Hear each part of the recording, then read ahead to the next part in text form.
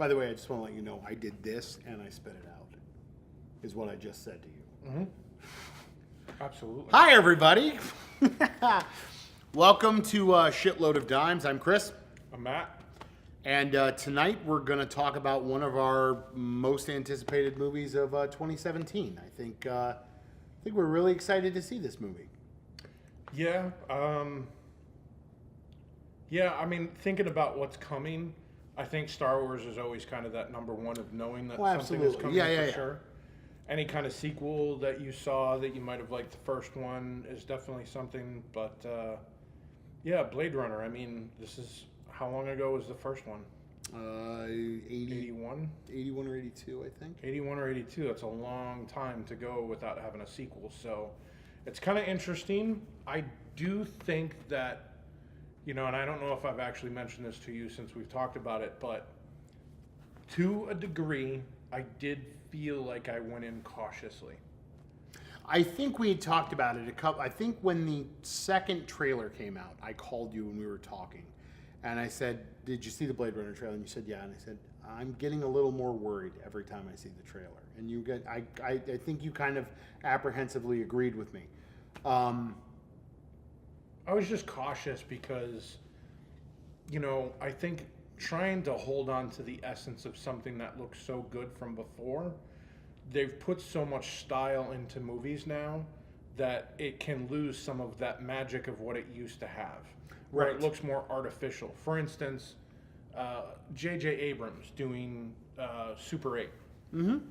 A big chunk of that movie is completely oversaturated, and they completely overdid a lot of the lens flares in it to try and sort of recapture some of what happened back in the day, but it kind of missed that innocence, that purism of just shooting it on film and not going crazy with the color. Nowadays, because I think that we have that ability to play with the color and stylize things so much, filmmakers tend to get a lot more crazy about it. And for me, that takes away from the story a lot of times. So, an example that I used to give a lot to people I know is there's a movie called Let the Right One In. Fantastic. And then there's a movie called Let Me In. Let Me In is the U.S. version of the Swedish version of a vampire kid film thing. And it's super creepy, the Swedish one, not just because they're speaking in a different language that's creepy and you don't understand it, but it's creepy because it looks real when you watch it. Absolutely. It looks real, like it could happen, because it doesn't look like it's been manufactured. It looks like it was shot in a real place with real things, with real people, and everything is lit very realistic. And then you watch the US version, and it's very overly saturated with all these super warm tones or cool tones in certain moments. And to me, that puts style over substance. Absolutely. So I know for me, I was a little bit more concerned with how do you, Blade Runner, even though it has like a color palette, it still felt like it could be actually real. And when you watch the trailers for the new one, it looks so overly colored that for me, it felt like it's just another one of those sort of manufactured movies. Absolutely. No, I can definitely see that. And this movie is very stylized, much like the original Blade Runner was.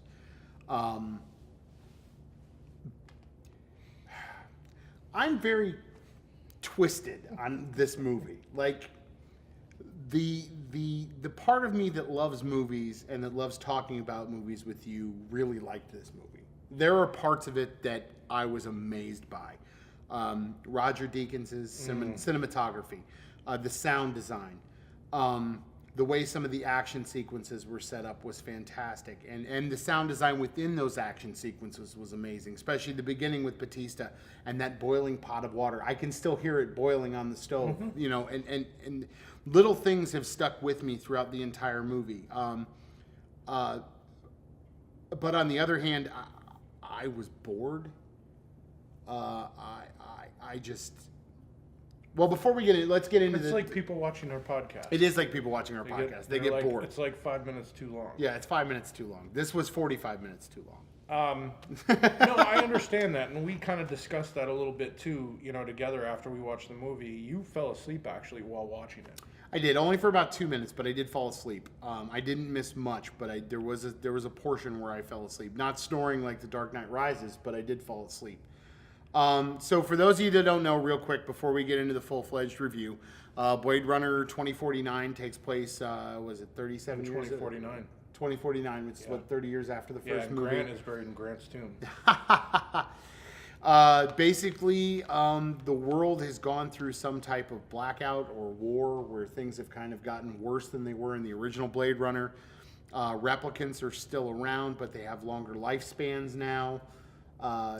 They were sort of eliminated and then kind of recreated by a new entity that gained the rights to Crazy ass Jared Leto is basically what you should say. Yeah. There's certain things I felt just didn't get explained or they were too subtle to be explained. For instance, in Blade Runner, it was like a cyberpunk movie. And when I say cyberpunk, I literally just think of like, you know, shanties or even the Total Recall remake where there's just a bajillion people living on top of each other. Oh yeah, it's Ready Player One. You think of future, you think of just having an enormous amount of people, and yet this movie felt so spacious and so empty. There were few ships flying around, and I want to say someone told me that at one point they explained it in the movie, and I guess I must have just missed it. I'm not denying it, but that people were colonizing in other planets elsewhere, which is why things were so calmer and deader on Earth, is because there wasn't. Well, I mean that was even mentioned in the original that the colonies were built on the backs of the other replicants. I mean that was one of the things that Roy Batty said. Absolutely. You know, but I just my it issues seemed pretty with empty. It seemed to me like the movie was trying constantly to have its tears in the rain moment, if you know what I mean, and it was just never there. Like there was never that moment where you felt anything for any of the characters, in my opinion. Because Ryan Reynolds did a fantastic job. Gosling, sorry. See, don't even know which Ryan it was. Ryan Gosling did a fantastic job. He's a movie star. That kid, we said it in the review we did for Kingsman, and I know I repeat that, but that kid's really is a movie star. He's fantastic, and in my opinion, he should have played Indiana Jones's kid in the Crystal Skull. Maybe I wouldn't have hated it so much, but he does a good job. And it's nice to see Harrison Ford in the 22 minutes that he's in the movie at the very end. They promised us that they were going to explain whether Deckard was a replicant or not. You can watch a movie and determine whether they do or not. Still an argument exists, I think, after even seeing it. I don't know if it was as completely cut dry as a lot of people said it was, because, you know, based on how you take a person's word, might be you can see it or not see it in a person's eyes. Right. And that was non-existent in this movie, was that the other human actually had fucked up eyes, which was Jared Leto's character. Yeah, exactly. And none of the other replicants had any sort of But then they indication. tried to dick around with this as well with the Edward James Olmos cameo, Right. when he said it was in his eyes. He said he saw it in his eyes. That was a throwaway. But what did he say? That he saw that he was real in his eyes, or that he wasn't real in his eyes? Exactly, that's the question. And then he did an origami sheep, which is a throw off to the original Philip K. Dick, novella, Do Androids Dream of Electric Sheep? Right. By the way, call me stupid, but I always thought that they were androids. I didn't realize that they were like cloned humans. I was really confused by that too. Well, it's like on The Walking Dead calling zombies walkers. Yeah, I know. I think got that's you. all that it really comes down to, is that's their way of sort of separating it from everything else. Yeah, this movie just kind of made me feel stupid for the last 30 years of my life, where I thought one thing and then I was wrong about that. Who knows? I mean, they bled, they had skin, Exactly. they had They eyes. call them skin jobs still. Yeah. So, all right, we're gonna get to some more stuff about this movie, but I was talking with Matt about it the other day. You called me and you asked me how I felt about it now that After the fact, and I explained to Matt that people go to museums, and when they go to museums, they look at pictures, and pictures are all objective to people. I enjoy going to museums. Matt enjoys going to museums. But in the museum, you might come across a painting that you see that you really, really like, and you want to look at it, and you stare at it, and you study it. Some people can take 20, 30 minutes, hours studying that picture. Me, I can look at it for maybe a minute or two, and I'm ready to move on. And that's the way I felt about this movie. It was very pretty. It was beautiful. I loved the sound design. I loved the way it was shot. I loved everything visually about it. The story was okay, but I felt like it needed to move along a little bit faster. Like, there were moments where we just focused on Ryan Gosling's face for just a little bit too long. Like, things lingered longer than they should have. Yeah, I completely understand, and I think I even agree with you on that. But on the same hand, that flip side would be that, to an extent, sometimes you can enjoy things so much better when you take the time, and some things are better when they've been aged more. So, for instance, you know, an aged steak, a fine wine. Do you know what I mean? Yeah. A vintage thing. You wouldn't just gulp it down. You would probably sip it. You would enjoy it. You would savor every moment. Do you know what I mean? So you're comparing this movie I always to do food analogies. rotten steak and fermented vinegary grapes. Well, yeah, that's what wine is, and steak, aged steak. Yeah, I'm just saying. So Yeah, it's a food analogy. I understand what it is. I'm just trying to be a smart ass. Yeah, but that's the thing is, I think okay, sex. Yeah? 5 minutes or 50? I don't know. Is my back hurting? Because if my back's hurting, I just want to get done. You Don't know what ask I mean? me. You're just powering through to get finished. But what I'm getting at is that, like, I completely understand your point, and I think it's absolutely 100% valid. And I think on the same hand, you can watch a movie like this and be able to enjoy it. I don't think it was verging on the Drive director. Oh yeah, slowness.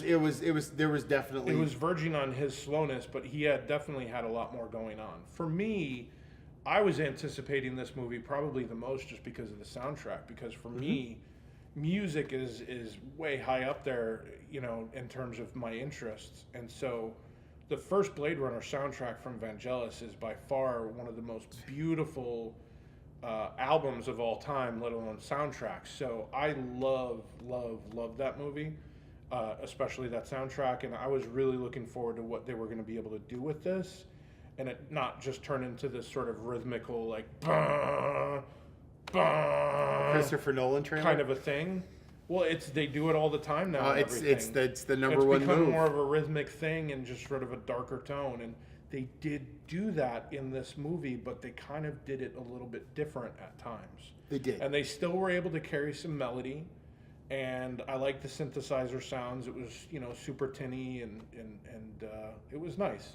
I liked it. There were definitely standouts. I listened to the soundtrack many times, and there were definite standouts. Not as good as the first one. I don't think it will ever stand up to it, but No. I think it was a pretty decent attempt at you know, keeping that score alive. Soundtrack, I will agree with. It was definitely a high point of the movie for me. But I said this about Kingsman. It was 30 minutes too long for me. The first Blade Runner wasn't. It was slow. It was. And it was very Deus Ex Machina, where everything kind of just fell into place for Deckard. He really didn't have to do much investigating, and things just kind of went into place. I mean, except for the enhanced scene. You know, that was really the only detecting Deckard did in the original Blade Runner. But, I mean, the original one is one of my favorite movies. I was really excited about doing this. Not that it matters much, but Ridley Scott had given his seal of approval on it, which, you know, I was excited about to see. Not that that's the end-all, be-all anymore, because Ridley Scott doesn't make the movies that he used to make. Not that that's a, you know. I think the technology changed, and I think it spoiled people to an extent. And I think that, you know, it's kind of hard to hold on to the way things used to be. Even our expectations, that's hard to hold on to these days. You're right. With how much everything has changed, because we're not the only people that are viewing movies. There's newer generations that are happy with, you know, slam bam, thank you ma'am kind of flicks. Exactly. But I think that hurt this movie in the long run with the box office, because not a lot of people have seen it. True. You know, Well, it's also 4.5 hours long. Oh, it is 4.5 hours. It is a long movie. I will say one of the standouts for me, I don't remember her name, But as with the original Blade Runner, where Roy Batty stole the movie, I really thought that the replicant that they called Angel, I really thought she stole the movie. She was very, very good at it. The villain, Jared Leto's assistant, she was very good in the movie. So the movie's actually been out for a little bit, and it's not necessarily a spoiler. I don't even know if it's a fucking spoiler or not, to be honest with you. But one thing has sort of lingered in terms of an issue for me with the movie. And it's Jared Leto has been fighting to sort of get his hands on Harrison Ford, and he does, and he's trying to coax information out of him through a series of things, and then all of a sudden they just leave. Yeah. He's just, all of a sudden Harrison Ford is now on a ship with the android, and they're flying somewhere, and Jared Leto is on vacation with Richard Branson somewhere. Yeah. I have no idea what happened. I have no idea how that scene ended and how that next scene began. I feel like maybe I fell asleep somewhere. You did not. No, that's exactly what happened. There was Because conversation and then it ended. Which, by the way, I will say, my favorite part of this entire movie is the conversation between Jared Leto and Harrison Ford. The scene, the way it is shot, there is beautiful. a constant back and forth between the two of them where one almost seems to get the upper hand in the conversation and then the other one does. But as they're doing it, the lighting seems to change on the actor that's getting the upper hand on the other one. And the scene is fantastic. It's very tense. It's very beautiful. But like Matt said, it ends and then you have no idea why. And then there's this whole action sequence with the car and the water. And it was confusing. There were some confusing moments in the movie. I mean, it's also a very heavy movie. There's a lot going on, right. Even in those silences and in the length of the movie. There's a lot going on in it. It's not a movie, as I told my friend Jen, it's not a movie that you can just turn on the TV and kind of do stuff around the house. No. You have to watch it and pay attention to what's going on. But yeah, it's a little deceptive. There's a little bit of twists in there. Some of it's, I think kind of helps the story a little bit. I think, the anticipation of a movie like Blade Runner having a sequel, I think the high expectations for what they had to produce and what they had to put out are high, and they had to figure out, well, how can we figure out a way to not have audiences truly figure out what's going to happen or what's going to, who's who or any of those sorts of things. So, I think to an extent they did good, but like I said, considering that, it seemed that the two heads that were meant to kind of go head to head just kind of got into this moment, and then it just kind of fizzled out at that point on, and we didn't really understand why, and then the action sequence in the movie ended.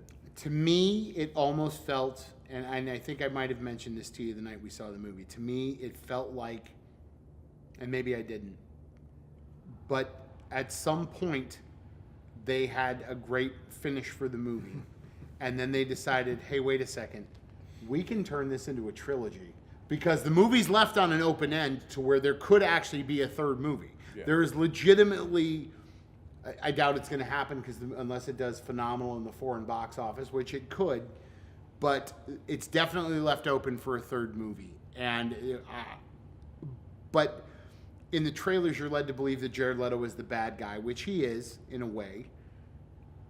And you never get to see the fulfillment of the bad guy getting his due. Like Tyrell in the first movie, his death scene is graphic and fantastic. I mean, it's, you kind of almost sympathize with Roy Batty's character because, sure, there's a sympathy there because of what he's doing to his father, because his father can't save him. So, it's... But in this movie, the bad guy doesn't really get his comeuppance. His assistant does, and but he doesn't. And is he really a bad guy? Because if anything, he's the one that's trying to perpetuate the evolution of a replicant. But is he trying to perpetuate them to set them free or perpetuate them for slavery? To find a legal way around... Is it explained? That it's not. That's the other thing. His motivations are never truly explained, other than he brought back replicants that don't disobey orders or have free will like the other replicants had. But can have children. Hopefully. if he can figure out what Tyrell did. By the way, that is a gigantic spoiler. And haha, you did it, sir, this time, not me. It was you. Ryan Gosling's a replicant. That's not a spoiler. That's an actual true thing. Yes, and Harrison Ford. I'm still going with his. I've always thought he was a replicant. I would say isn't, because no one has lived that long as a replicant. Dave Bautista did. Dave Bautista was a Nexus 7, I believe, when it was on the thing. I think he was a Nexus 7 like what's her name was. Gotcha. But anyway, so let's get to our score. What do you want to score it? So music, the sound was freaking phenomenal. The lighting, from a lighting standpoint, like I was like completely into it. Cinematography, I really loved the shots. I thought there was a pretty good variation. I think they did some amazing stuff with the effects. Story-wise, I think it was pretty good. It was missing a few things here and there. It's probably an 8 out of 10. I appreciate, and I would say that certain aspects of the movie definitely are a masterpiece, like they say, but I think that there's certain aspects of the story that were possibly more unclear. I'm definitely interested in seeing it again to see if there's things that I'm actually missing. But so far, anytime I've brought it up with anybody, they've explained more or less their point of view and not something that was presented in the movie. Right.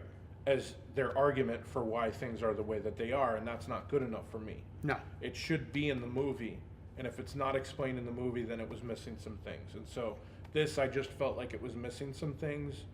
And that was it. I don't want to control the movie. I don't want it to be something other than it was. I'm basically just sort of explaining the issues that I had with it, and that's why.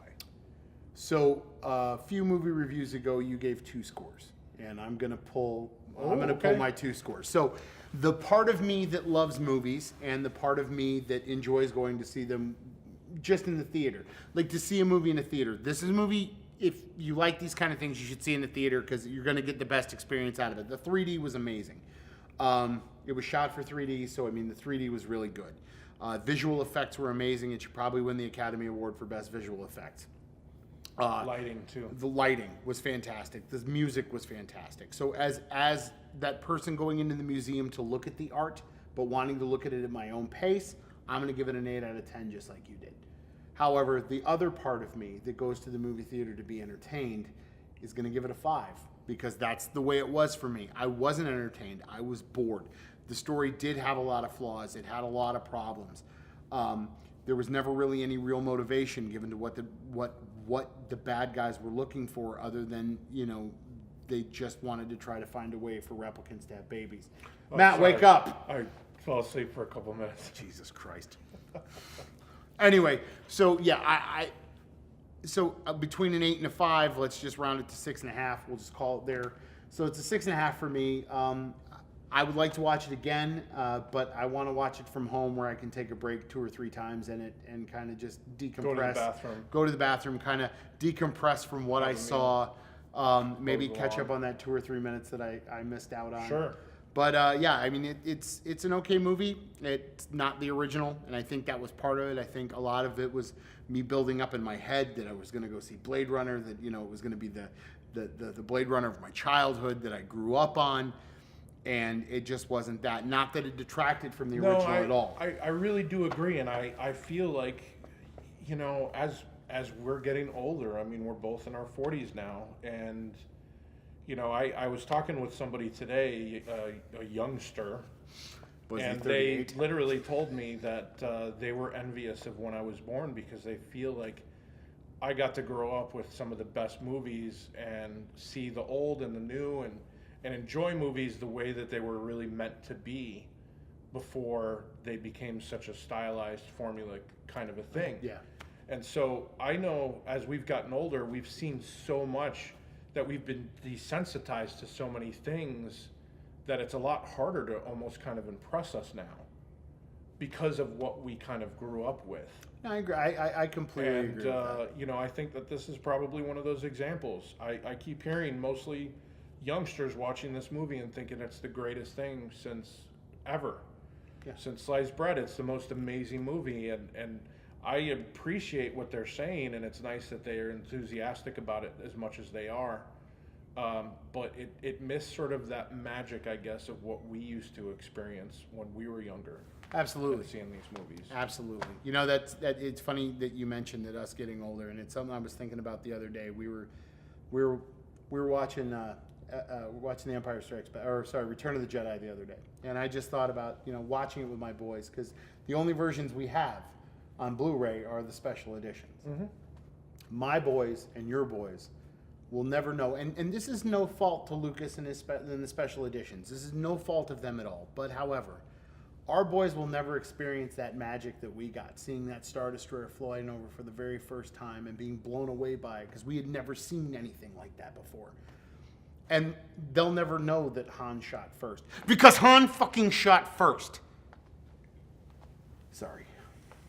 You mentioned stuff, I had to get it out. He did Sure. shoot. He did shoot first, Matt. He did. He shot first. He did. It was cold-blooded murder on poor Greedo, Absolutely. and he deserved it. It was preemptive strike. Oh yeah, But it was, he's a pirate, a swindler. yeah, a smuggler. Exactly.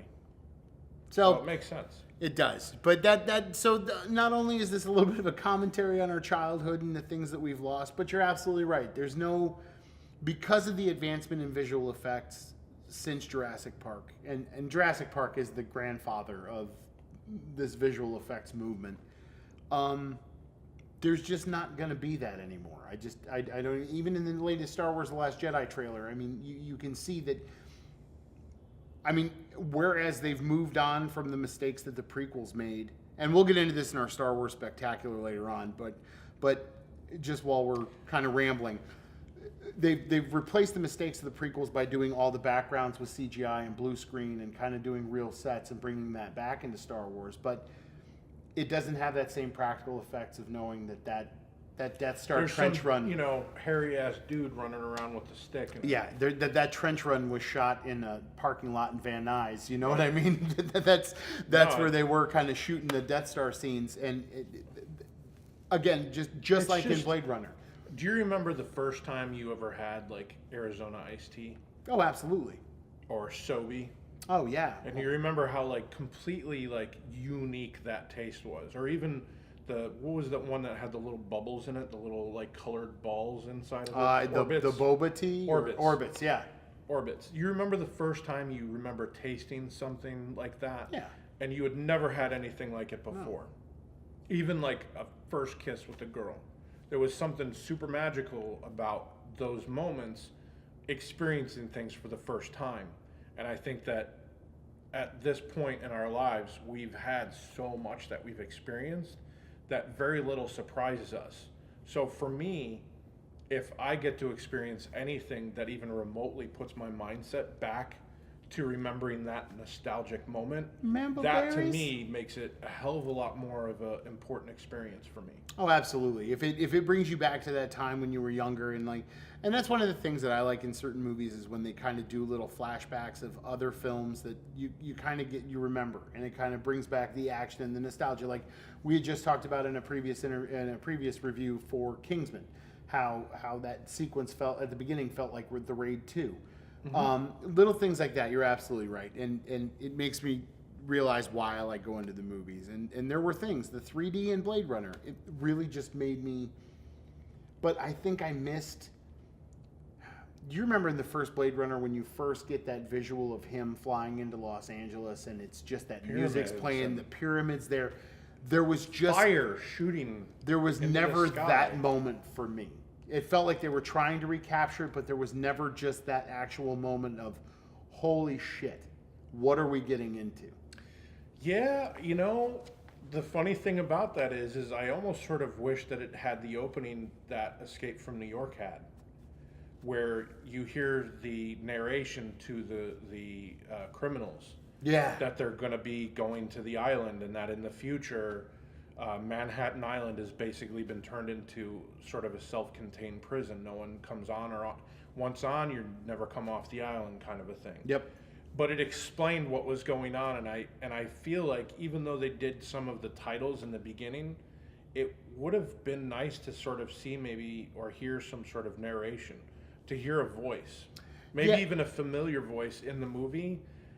Even Sean Young's voice, honestly, would have been kind of unique to see, and then have that music kind of come in and give us that. Because you remember that like electronic harpsichord yeah. kind of thing where it's like burning, and then you see the flames rising in the sky and the pyramids and the ships flying. It's dazzling. Yeah, it's And that moment. this- It's like, holy shit. Kind of missed that mark a little bit. I know it would have probably replicated it exactly, but it still would have been one of those things that would have gotten us to at least go, oh, cool. Would have been kind of like, welcome back to this world. Instead, like you said, it was much more desolate and not as crowded Dense. and not as dense. I mean, even if you think back to that opening sequence when you first meet Deckard, and he's getting those noodles at the Chinese restaurant or It should the have been like restaurant, the but Fifth he's Element. waiting. Yeah, very much so. That's some of the things that I think they missed on, because you're right. For as much money as they spent on this movie, they should have been able to have a couple more extras to fill the scene out to make it ended seem up like there was basically more. breaking into that other world, that like, not other world, but kind of the radiation zone. Yeah. And there's nothing there. And as old as everything looks in that world, none of it looked familiar from 20 or 30 years earlier, Right. when the first Blade Runner happened. Right. Where the hell were all the big, massive statues? Yeah.